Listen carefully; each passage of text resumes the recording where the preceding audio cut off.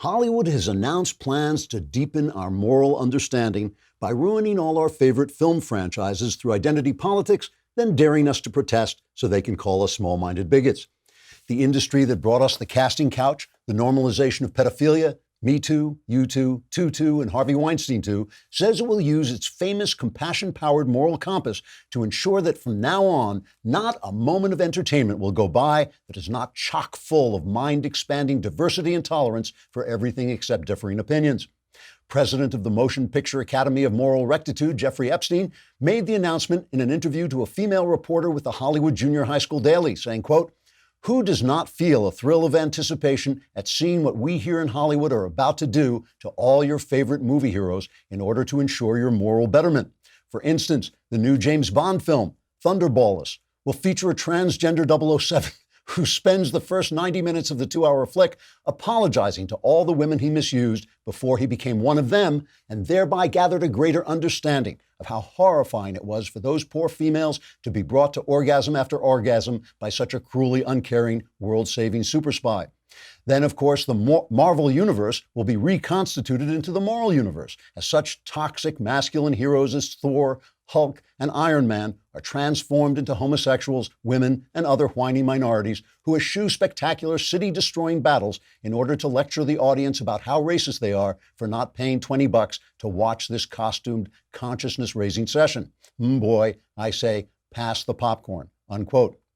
Epstein says he plans to oversee the new slate of morally perfect movies himself, assuming he's not convicted at his trial for luring underage girls into prostitution like everyone else in Hollywood. Trigger warning, I'm Andrew Klavan, and this is The Andrew Klavan Show. I feel hunky-dunky, life is tickety-boo. Birds are winging, also singing hunky-dunky-doo. Ship-shaped, ipsy-topsy, the world is zippity-zing. It's a wonderful day, hurrah, hooray! It makes me want to sing. Oh, hurrah, hooray! Oh, hooray, hurrah!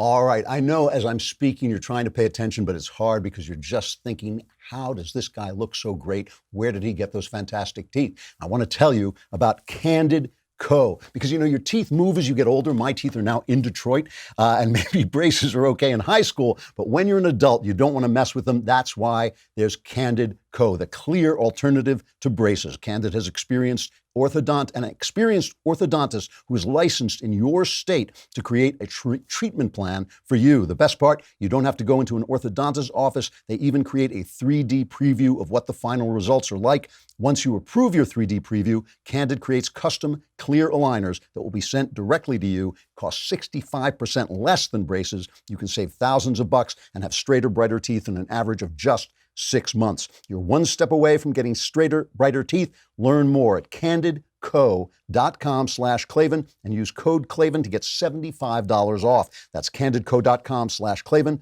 code Klavan for $75 off. And I know you're eagerly waiting to hear, how do you spell Klavan? It's Klavan. There are no E's in Klavan. I just make it look this easy. You know, there's an old joke about Republicans. Goes like this. If the Democrats make a proposal to destroy the country within 5 years, the Republicans consider it a victory if they convince them to wait 10 years. I couldn't help but think of that remark as President Trump announced bipartisan agreement yesterday on yet another massive spending bill. The $320 billion deal would push off any fiscal crisis until after the election, giving Trump military spending he can brag about and handing the Democrats a win by canceling automatic spending cuts while driving up spending $50 billion for next fiscal year. Now, to be fair to both Trump and the Democrats, neither have promised to save us from what is really the worst crisis currently facing the country. In fact, both have promised to bury our posterity under unpaid bills. The Democrats do it on purpose. They intend to cripple the budget until there's no choice but to tax your grandchildren into socialist slavery. Trump does it by accident. He promised not to touch any of your entitlements so that there will eventually be no choice but to tax your grandchildren into socialist slavery. And to be even more fair to Trump and the Democrats, guess who elected them on the strength of those strangely similar promises? That's right, it was us. And in fact, when poor Paul Ryan did his best to turn that ship around by reforming entitlements, he was not only crucified by the left, the right declared him a cuck and a weakling because he was soft on immigration. In short, if they're scoundrels, we're idiots. Now, The opinion that our favorite politicians are scoundrels and we who elected them are idiots is a strangely unpopular opinion with just about everybody. The truth is like that sometimes. The ugly fact is, when you are immersed in a corrupt system, you are a victim of that system, and that goes for all of us. People who live under apartheid were not necessarily bigots. They may just have been victims of apartheid. People born into a world with slaves are not necessarily evil for holding slaves. They're just corrupted by the system. People who live in a world of easy abortions might well commit abortion without understanding how evil it is. They're victims of the system too. But you can't use that excuse forever. Somewhere along the line, you got to change the system or it becomes your fault. We spend too much money. Our entitlement system was shaped for people who live to be 63. We live to be 80. It was shaped for a nation with more young people. It was meant to be limited. It's become a semi-socialist state. While the left is complaining about transgender bathroom rights and the right is complaining about Betsy Ross sneakers, our children are being sold into financial slavery. Why? Because the politicians are scoundrels and we're idiots. It's not a popular opinion, but the truth is like that. Tomorrow, I should point out, before we get and talk about this more, tomorrow you can ask me questions all day long. All it takes is for you to be a subscriber, right? Tomorrow's mailbag day. So if you subscribe, if you go on dailywire.com, subscribe, hit the podcast button, hit the Andrew Klavan podcast, a little picture of a mailbag, hit that mailbag. You can pour your questions in there. You can ask me about anything you want. You can ask me about your personal life, religion, politics. All my answers are guaranteed correct and will change your life on occasion for the better. Then after that, tomorrow, 7 p.m. Eastern, 4 p.m. Pacific, I will also be answering your questions in the conversation. And as you know, these questions are just as guaranteed to be 100% correct. As always, the episode is free to watch on Facebook and YouTube, but only subscribers can ask the questions. Once again, subscribe to get your questions answered by yours truly tomorrow at 7 p.m. Eastern, 4 p.m. Pacific. Join the conversation. I think Alfonso Rachel is doing it tomorrow, isn't he? Yes, he's going to be asking the question. So it's like a double show. It's two reasons to tune in. Not only will I completely solve all your problems, but Alfonso Rachel will be there, which is even better than having all your problems solved. You know, one of my biggest beefs with commentators on both the left and the right is they have this idea, they put forward this idea that there's some system that somehow is going to fix everything, that humanity can be fixed. There's like, on the left, it's like some big government idea is eventually going to suppress all evil. That's what, you know, they're always talking about racism as if they want you to believe there's some kind of emergency of evil. And all it takes is for like the wings of big government to come floating down on top of you, can take that evil in its talons and carry it away. Just ain't so. There's no government big enough to suppress the broken human heart. It just can't be done. So it's just a way of getting more and more government forever, which is that's their intention. But we do it on the right too. You know, we talk about capitalism, we talk about democracy, we talk about our Constitution as if those things are complete systems that either get rid of human evil or somehow nullify it. And, you know, nothing does. I mean, we all want businesses to thrive. We all believe in a free market. But things get out of hand, right? You can't have corporations. You know, it's funny, the left used to know this, but now they've forgotten it. Everybody supports these corporations that are so huge, they take away your privacy, they take away your right to free speech, they completely control people. And the left used to say, oh, those corporations, we must bring them down. Bernie Sanders still says it, but he doesn't mean it. You know, I mean, I happen to believe that those corporations are the things that, but nobody really believes it. We all want our Amazon, we all want our Apple, we want our iPods, we want all this stuff. And, at some point, somebody has to say, it's too much. You have too much power. You shouldn't be allowed to reach into my bedroom and find out what I'm doing or follow my searches and find out everything about me until you can control my life and control my speech. You do not want that to happen. We want free markets. I want free markets. We even want global markets. When we talk about globalization, that's kind of I don't know, it's just kind of a vague term. It's a global world. We're all on this one small planet floating in the vastness of space. We're all going to be dealing with each other. But there are different ways to do that. Do we want to have separate markets? Do we want to have an American idea that stays alive? Or do we just want to open up our borders and let all these people pour in whatever their ideas are and completely change the nature of our country? We know what one side thinks. We know what the other side thinks. But no idea covers everything, right? Because even though we want free markets, free markets can destroy communities, and communities are important if you want to keep the values alive that preserve conservatism, preserve Americanism, and preserve free markets. In fact, the underlying atmosphere for free markets, the underlying ground in which free markets grow, are good communities, churches that people can go to, families that are kept together. You can't just keep saying to people, oh, well, business has to be free, so your community is gone, your church is gone, your family's gone, your wife has to work. Too bad. Too bad. It doesn't work that way. Everything needs a bookend. Everything needs bookends. No system can control all things. It just doesn't work that way. And so you have to feel your way. You have to feel your way. I mean, I don't like the idea of a welfare state. In principle, I'm against it. In principle, I'm against the idea that you take money away from one person and give it to another. Without a welfare state, you can't keep freedom alive. Even Hayek said this. Friedrich Hayek said this. I mean, he said you have to have a welfare state or people will be too afraid to be free. You don't want people so afraid of what's going to happen to their children if they lose their job or if they get sick that they will not be free. It's all good. It's all well and good to go on the radio and sit in front of a microphone and slam your fist into your palm and say this welfare state is destroying everything. Everything needs bookends. Everything needs no principle will keep you alive. And I get in this conversation when I go to colleges and speak, because young people obviously are idealistic. They should be idealistic. And they say to you, well, aren't you violating your principles? I go, yeah, I am violating my principles. I got to violate my principles to keep the ground on which my principles stand alive. If people are too afraid to be free, they won't be free. So you need a bit of a welfare state. There's no such thing as an aged republic or an aged democracy that doesn't have some kind of welfare state. And the problem we always have, well, we have a twofold problem. One is that the left uses that fact to keep selling us a bigger and bigger welfare state. It's always, I believe that people shouldn't starve in the streets. If it takes government action, I wish it could be done through our churches. I wish it were done through churches and communities. But if it takes government action just to keep people from being too afraid to be free, I'll violate my principles and do it. But what we know is the left is constantly adding things to the pile, right? We got to pay for college. You got to pay for childcare. You got to pay for this and that. You got to pay for choices. We got to pay for birth control. Choices that people make that they don't have to make, that I shouldn't have to pay for. And because of that, because they say black, we say white. Because they say up, we say down. We start saying, well, there shouldn't be any welfare state. It just doesn't work. So we know that they're going to use these places where the free market, where freedom needs to be a little bit shored up by government systems. They're going to use those to try and expand government. It's the thin end of the wedge. It is the thin end of the wedge. It is a slippery slope.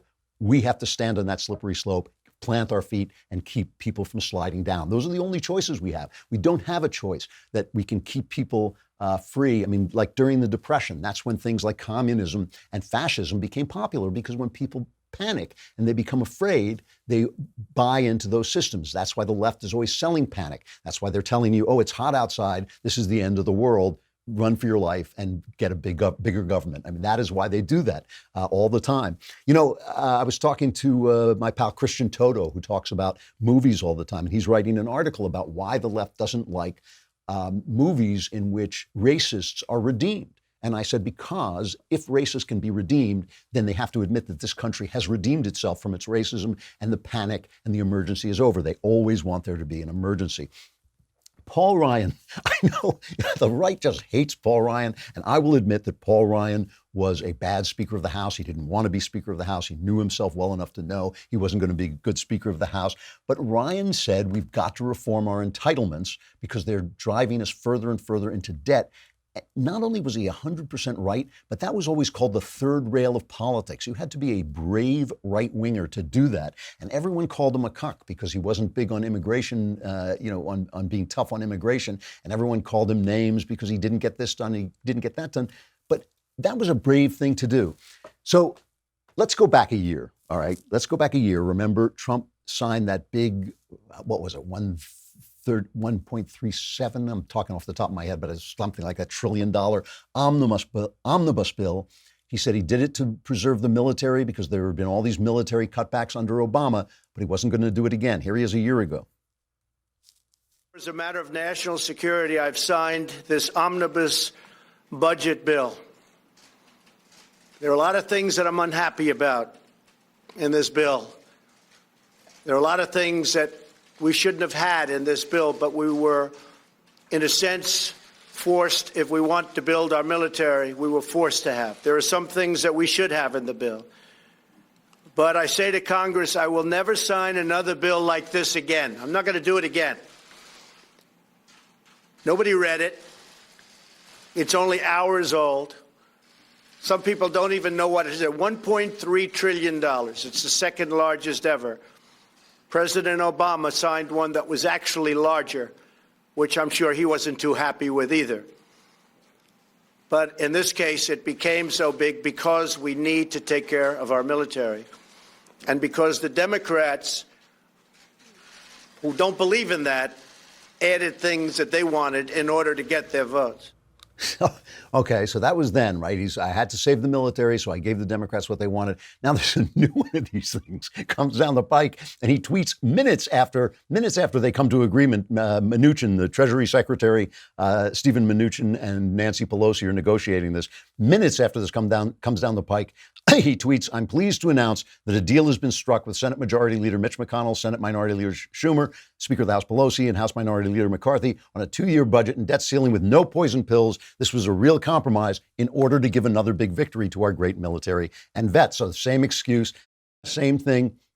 It means there's going to be, well, basically, I mean, I won't go into all the figures, but it means it's something like $50 billion in more spending. It means that the rules that were put in place under Obama against Obama's will that he used to cut all the military, the sequester, I think they called it, that's going to be overridden. And it's going to put all this stuff, all this debt ceiling stuff off until after the election so nobody has to deal with it. So it's good for all the politicians, but it ain't good for us. And, you know, the thing is, I keep saying this, that Trump was elected more than anything else to send a message to the elites. And the message was, screw you, okay? And they've done everything they can not to hear that message, right?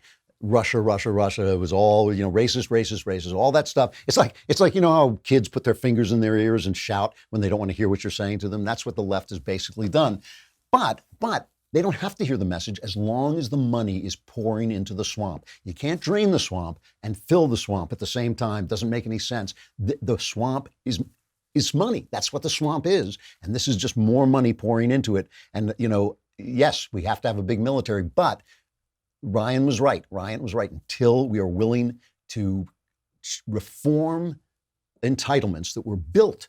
They were built to kick in when we were 65, like Social Security, built to kick in when we were 65 at a time when people died at 63. That made economic sense. Now people live to be 80. You can't make enough money to fund that Social Security in the time that you do the work. If you retire at 65, you're not going to be able to fund that. And there aren't enough young people left to be paying into the system for us old people. So it's just not going to work. Ryan had a good idea. It didn't affect people who were, I think, under 50, I believe it was. Wouldn't have affected me. It just would have affected people coming up. They could have made plans to work a little longer before they collected their Social Security. Nope. The left showed him pushing a wheelchair off a cliff, and the right got tied up in all the emotional stuff. You know, we always pride ourselves in not being emotional, but we got emotional about immigration and, you know, illegal immigration, and Paul Ryan basically couldn't get it done. And Trump said, I am not going to cut your entitlements. I'm not going to touch your entitlements. You can't reform the budget without reforming entitlements. It cannot be done. That's where most of the money is going. So I go after the left. I oppose the left because it's their intention to lead us down that road.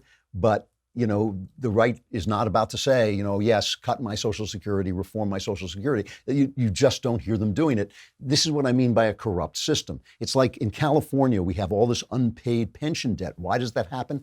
Easy, because the police go on strike, say, and I want our police taken good care of, but the police go on strike or whatever. They have a slowdown. They have a blue slowdown.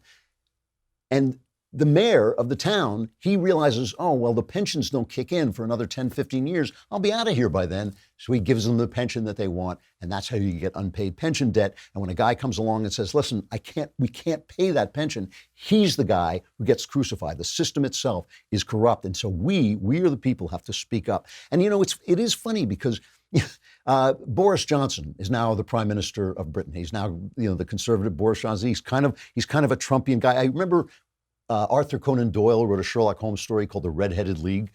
So now he looks like Donald Trump. He's got the same hair. He's part of the Red-Headed League. Now, Johnson is a character like Trump.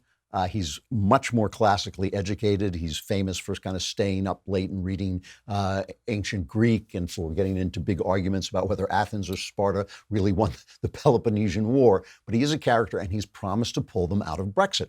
And he has promised what basically his pitch is: I'm such a wild man that the EU cannot trust that I won't walk away without any deal at all when the deadline comes on October 31st. So he gave his victory speech, I guess it was last night. I don't know what time it was here, but you can just get a taste of what he's a charming guy. I mean, this is the big thing. I want to make sure we got the good one. This is cut 4. And we know the mantra of the campaign that has just gone by. In case you've forgotten it, you probably have. It's always a couple of, it is deliver Brexit, unite the country, and defeat Jeremy Corbyn. And that is what we're going to do. And I know some wag has already pointed out that deliver, unite, and defeat was not the perfect acronym for an election campaign, since unfortunately it spells dud. But they forgot the final E, my friends. E for energize. And I say to all the doubters, dude, we are going to energize the country. We're going to get Brexit done on October the 31st. We're going to take advantage of all the opportunities that it will bring in a new spirit of can-do. And we are once again going to believe in ourselves and what we can achieve. And like some slumbering giant, we are going to rise and ping off the guy ropes of self-doubt and negativity. With better education, better infrastructure, more police, fantastic full fibre broadband sprouting in every household, we are going to unite this amazing country, and we are going to take it forward. So it's interesting. The New York Times, a former newspaper, is predicting that he will destroy the United Kingdom, that this Brexit thing, they have had their hair on fire about this. The left in general has had their hair on fire about this because it's really interesting about Boris Johnson. A lot of stuff about him, a lot of scandals, screaming at his girlfriend, all these lies that he's told. He's not a very straightforward guy, but he does understand this. He is a globalist in the sense that I was speaking about before, that this is a global world. There's no getting around it. A goat herder in Afghanistan can get on an iPhone and talk to me here. When I was in Afghanistan, I was getting calls from people in LA who didn't know I was over there. It's a global world. There's no changing that. But that doesn't mean it can't be a global world with strong countries in it that are competing with one another, both on an economic level and on a philosophical level. And he talked about this. He makes an excellent point in the other Boris Johnson cut. Today, at this pivotal moment in our history, we again have to reconcile two noble sets of instincts, between the deep desire for friendship and free trade and mutual support in security and defence between Britain and our European partners, and the simultaneous desire, equally deep and heartfelt, for democratic self-government in this country. And of course, there are some people who say that they're irreconcilable, and it just can't be done. And indeed, I read in my Financial Times this morning, devoted reader that I am. Seriously, it's a great British brand. I read in my Financial Times this morning that no incoming leader has ever faced such a daunting set of circumstances, it said. Well, I look at you this morning and I ask myself, do you look daunted? Do you feel daunted? I don't think you look remotely daunted. So here's the thing. In Britain, Britain and America frequently echo each other. I mean, sometimes we go first. Sometimes they go first. They'll elect Margaret Thatcher, and then we'll elect Ronald Reagan. Sometimes we go first. I believe Clinton came before Blair. He did come before Blair. But they kind of were very similar partners. We kind of echo these people. And there is something about Boris Johnson that does echo Donald Trump. And clearly, in both cases, these are nations saying there's something about our nation that we like. We would like it to remain this way. If they actually manage to pull out of the EU, It may well destroy the EU because the EU, that will be the third time England has stopped Germany from taking over the continent. and because that's essentially what's happening is Germany, it's Angela Merkel who opened the doors to 1 million refugees that swarmed villages, that swarmed countries that have a right to say, it's not nativism. It's not xenophobia to say, that's too many people. That's going to transform the character of our country. We like our country. We want that character to stay the same. And this is the thing. The elites are not listening. They are not listening. They're not. Illegal immigration is unpopular. Illegal immigration is unpopular. They don't care. They want the left wants the votes. The right wants the cheap workers. They don't care what we think. And this is the way. This is the way of sending this message to them. Screw you guys. It's our country. We want you to listen. But that is why we on the right have to start speaking up about the debt. That's why we on the right have to go back to certain principles. Rush Limbaugh the other day said, well, nobody really believes in this economic conservatism. I'm sorry, but eventually you got to pay the debts, right? Eventually you got to stop printing money, or you will have the kind of hyperinflation they had in Germany in the 30s. You do not want that going on. And let me just show you, if this is the right, and the right is sending very offbeat people to lead countries by way of telling the elites, by way of telling the establishment to screw off. This is what the voice of the right is saying. I just want to show you what's going on the left. I mean, this is mean, but it's fair. Here's Rasheed Talib, a video that has resurfaced of her at a Trump rally a couple of years ago, and this is cut number 10.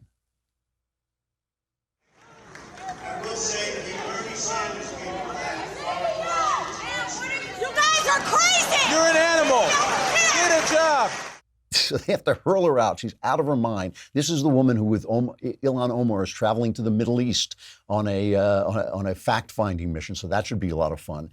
But now I want to play Nancy Pelosi yesterday, I believe it was, at the NAACP, okay, because they keep saying Nancy Pelosi represents some kind of moderation, even though she is just as far left as the Squad. She at least knows about political reality, so she's considered the moderate. But listen to her at the NAACP. And now it is a great pleasure to be with you here in Detroit, for the NAACP's 110th anniversary.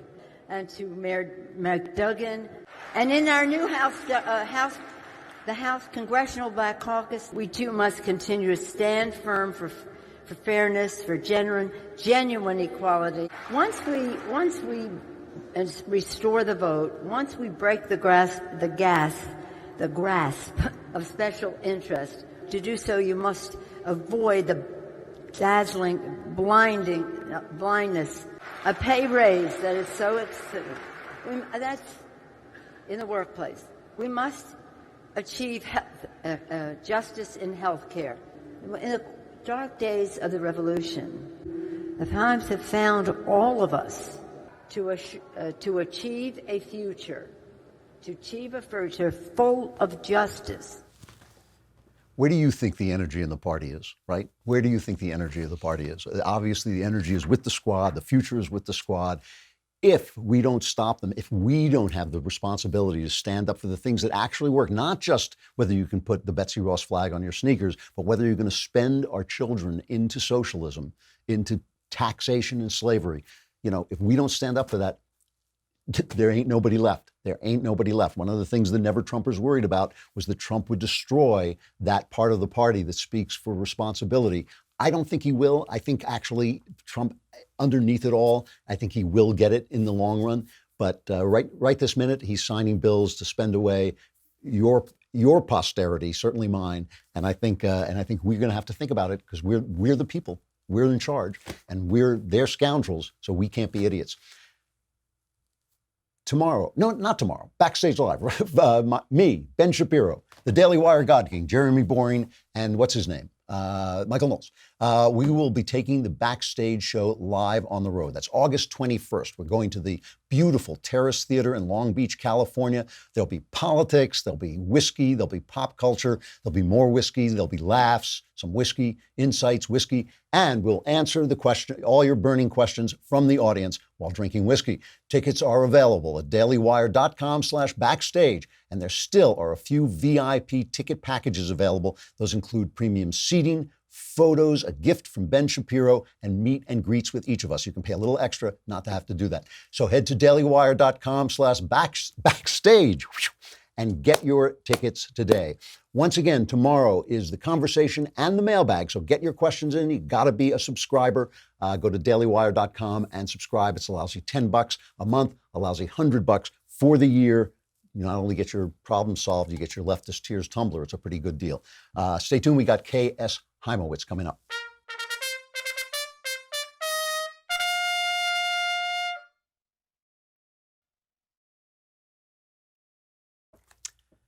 K.S. Heimowitz is my colleague at City Journal and really a terrific writer, one of the best writers there and one of the most interesting writers because she deals with a lot of social questions in a very insightful way. She's got a book called Manning Up, How the Rise of Women Has Turned Men into Boys. She's the William E. Simon Fellow at the Manhattan Institute, contributing editor like me at City Journal, and her stuff is really good. She also got a book called The New Brooklyn, What It Takes to Bring a City Back. And she just writes a lot of really insightful stuff, and she has an article in City Journal. You can go on City Journal online and see it, called The Loneliness Epidemic, and that's what I wanted to talk to her about. Kay, you there?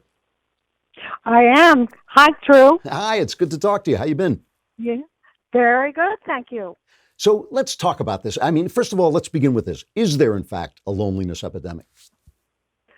Well, it sure seems that way. It's an issue that's actually being discussed in all of the developed world, not just in the United States. There are plenty of studies that have been done that point to more loneliness. People have found connection between loneliness and opioid use, loneliness and high suicide rates. And I try to show in my article that those connections are pretty clear from the data. So I think there is something going on. The problem, of course, is defining loneliness and comparing it to earlier ages. But given that the country in England has recently appointed a minister of loneliness, Wow. I think we can say that there's something happening here that we have to pay attention to. Okay, so let's talk about the causes then. What brought this on? Well, there are probably a lot of reasons, but the one that I felt was not being discussed enough is the one that I write about here, and that has to do with family breakdown. Because in the end, when you are getting older, when you are ill, it's family or kin, as the anthropologists call them, that you ultimately turn to. And what's happened over the last 40, 50 years is that we've seen this enormous shift in the family. And as boomers, and that's my generation, get older, we see more and more kinless aging people. Now, kinless means they don't have anybody. They don't have any brothers, sisters, parents who are alive. They don't have spouses because they've been divorced and maybe divorced several times. And maybe they're alienated from their children, as some or a disproportionate number of divorced people, divorced men in particular, are. So what I argue in the piece is that family breakdown has a close correlation to this loneliness epidemic, and is certainly driving some of it. Really interesting. Guys in the back, I got to ask you to turn up my monitor. I'm having a hard time hearing. So you're talking about family breakdown. Can we go a little bit beyond that and talk about what causes the family breakdown in the first place? I mean, you're talking about divorce and the this is, it's biblical, the incredible cost of divorce to children, to people. I mean, this is something that came up with my generation. This is kind of what they called no fault divorce, but of course it's not without fault and it's not without ramifications.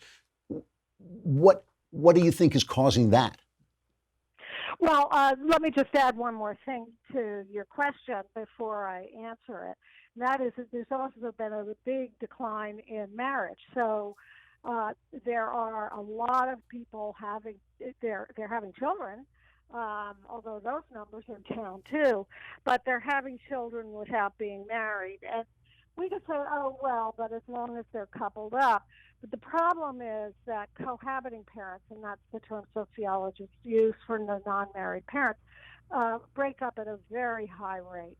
But to get to your question about why, again, very complicated question, but I'll give you one short answer that I talk about in the article, and that is that there was a big shift that happened after World War II in people's expectations about life, about personal happiness.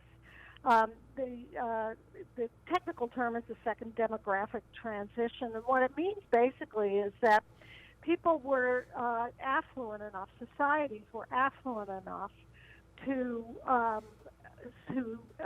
support people who on their own. That is, instead of having to rely on family as people always had to at difficult times, they could go to the state and to a wealthy society.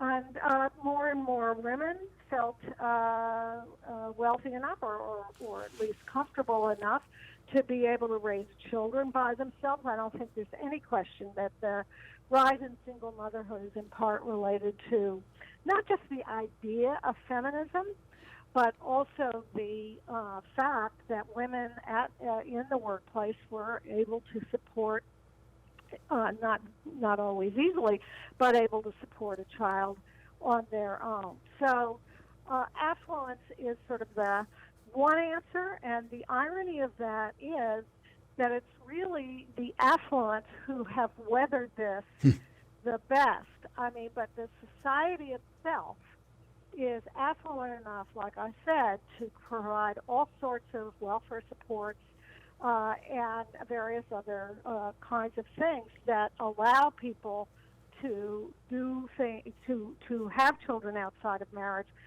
and to divorce very easily. You know, it's funny. I mean, even in the 60s, I remember all these rebels came up who were telling people to tune out, drop out, and, take drugs and all that. Well, they went to law school or went into Wall Street. And I mean, it's almost kind of the same thing. It's like the Charles Murray book talks about the fact that elites preached divorce and preached free sex, but then caught on and basically started to get married. I mean, it's very rare that people in the upper classes have children out of wedlock. It's the people below them who have children out of wedlock, and they're the ones who suffer most. It makes me wonder. I mean, Murray says that these people are not preaching what they practice. They're not spreading the word to the poor that marriage is a good thing, that family is important, and that out of wedlock births are dangerous. And so what the question that comes to my mind is, are there solutions for this problem that involve going back to the kind of society we knew, a family-friendly society, maybe societies that center around religious organizations? Or are we looking into a world like the Japanese reportedly have, where we wind up with, make-believe robot wives instead of going backwards? In other words, is the answer going to be found in technology, or is it going to be found in tradition, if you had to guess? Right. I try to address this question by considering, well, what is it that people have gained out of the new regime, that is, in this new post-family world? And the fact is they have gained a lot.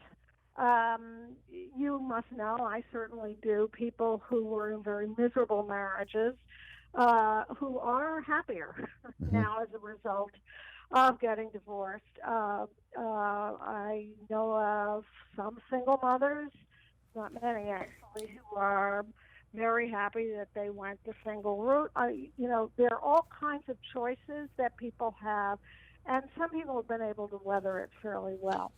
But as you point out, one big problem with it is that the people who have weathered it the best are those with the most resources, and the less educated, lower income people are the ones who are really flailing. Can we go back? I think it's a tough call for people to say, I'm willing to give up some of these freedoms because my life is miserable, because they probably don't see a cause and effect there anyway.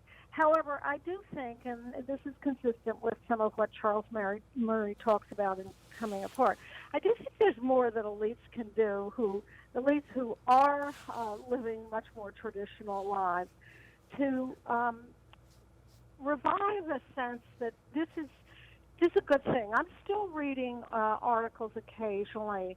There was one in the Atlantic fairly recently about how, marriage really isn't necessary, and we can just do without it. We can make our own relationships, make our own contracts, or not. And I see very little social learning from our educated class, even though they themselves continue to behave in traditional ways. That is amazing. I got to stop there, Kay, but go on City Journal and read Kay Heimewitz's article, The Loneliness Epidemic. Her books are Manning Up, How the Rise of Women Has Turned Men into Boys, The New Brooklyn, What It Takes to Bring a City Back. Kay, it's good talking to you. I hope you'll come back and talk again. That would be great. Thanks very much. A final reflection. A year ago, Tim Cook, the head of Apple, made a speech that absolutely infuriated me about how hateful people were going to be banned from his platforms, which of course are these massive, iTunes and podcast platforms. Here's just a little excerpt of that speech. We only have one message for those who seek to push hate, division, and violence. You have no place on our platforms. You have no home here. From the earliest days of iTunes to Apple Music today, we have always prohibited music with a message of white supremacy. Why? Because it's the right thing to do. And as we showed this year, we won't give a platform to violent conspiracy theorists on the App Store. Why? Because it's the right thing to do. My friends, if we can't be clear on moral questions like these, then we've got big problems. At Apple, we are not afraid to say that our values drive our curation decisions. And why should we be? Well, the answer to that question is because who makes those decisions? When you say you ban white supremacy, do you also ban rap music that recommends killing police officers or recommends forcing women to have sex with you while your friends look at her and laugh, which I have actually heard in rap lyrics? Do you ban those lyrics? Who makes those decisions? And his answer in the speech basically is we who run these billion-dollar corporations, these monopolistic corporations, will make those decisions. It is an incredible attack on the what can I call it? The culture of free speech. Not on the First Amendment, he has the right to do it, but it's an attack on the culture of free speech. And the guys who are hitting back, interestingly, a lot of times are comedians because the left has murdered comedy. They have murdered laughs. And I just want to play this little bit, Ricky Gervais and Jerry Seinfeld. Seinfeld has that driving in cars with comedians show, and he had Ricky Gervais on, who is a big crusader against political correctness, even though he is on the left. And while they're driving around in their cars, Seinfeld makes what I thought was an absolutely hilarious joke. I love New York. I love Manhattan. Well, why? It's vibrant. Yes. You can do what you want. There's yes. no two people the same. People That's watch. true everywhere. Where are people the same? All the same. China, maybe? I knew you were going to say that. I knew you were going to say that. I knew you were going to say that. I knew you were going to say that. And I just... Yeah. You're going to leave that in? Are you going to leave that in? Look at that nice little mini. Where are they all the same? Is that... China, maybe. they're just, I don't know what to do. That's one of the best and worst things you've ever said. One of the best and worst things you've ever said. So then they actually have a scene where they discuss the issue. I think the last couple of years, I mean, it's always been around, but the last couple of years is, the fight for freedom of speech. I joke about really terrible things. Yeah. And I know they're terrible. Of course. Of course. And whenever a new thing comes out that's raw and sensitive, people say, you don't understand. Right. I go, no, I do understand. I know this is bad. I know the Holocaust was bad. I know AIDS is bad. It's the joking about it that you don't like because it's your thing. I was saying about freedom of speech, everyone, you should be able to joke about anything. And they say things like, oh, you agreed with Hitler then? I go, well, no, it wasn't so much what he said as what he did. If he'd have just said shitty things, Would have been a lot better for all of us. I'll fight for the right to joke about anything. Do you think it's ebbing away in this culture? This is about thing about freedom of speech. Everyone agrees with it until they hear something they don't like. So do we leave the China joke in or not? What will they do? So, here's the thing. The left used to understand that corporations are power centers and all power centers threaten freedom. It's not just government that threatens freedom. The Constitution is meant to limit government, but these major corporations also are a threat to freedom. All power centers are a threat to freedom and need to be balanced by other power centers. When a guy like Tim Cook thinks that he has the right to silence speech on platforms that are essentially a monopoly, essentially monopolistic, something has to be done. We have to talk back. I'm glad that guys like Seinfeld are standing up and Gervais are standing up for free speech. We've got to do it a lot more because the movement is toward a Victorian-style mental slavery that I don't think is the way we want to go into this new Victorian age that's coming on us anyway. Mailbag tomorrow and the conversation tomorrow. You can ask me so many questions. If you have any problems left after tomorrow, we still won't give you your money back, but we'll be sorry. I'm Andrew Klavan. This is The Andrew Klavan Show.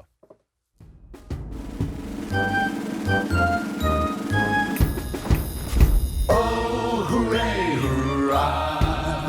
The Andrew Klavan Show is produced by Austin Stevens and directed by Mike Joyner. Executive producer, Jeremy Boring. Senior producer, Jonathan Hay. And our supervising producers are Mathis Glover and Robert Sterling. Edited by Adam Sayevitz. Audio is mixed by Mike Cormina. Hair and makeup is by Jesua Alvera. Animations are by Cynthia Angulo. And our production assistant is Nick Sheehan. The Andrew Klavan Show is a Daily Wire production. Copyright Daily Wire 2019. Hey guys, over on the Matt Walsh Show, we're going to talk about the impotence of the outrage mob. What's the best way to deal with outraged masses? I think it's just to ignore them, and I'll explain why. Also, we will discuss the most egregious thing Twitter has ever done. I think this is the most egregious example of bias, and it's one that I think many of us are missing. Finally, Cory Booker fantasizes publicly about punching Donald Trump in the face. Just more loving and more tolerance from the loving and tolerant left. We'll talk about that today over on the Matt Walsh Show.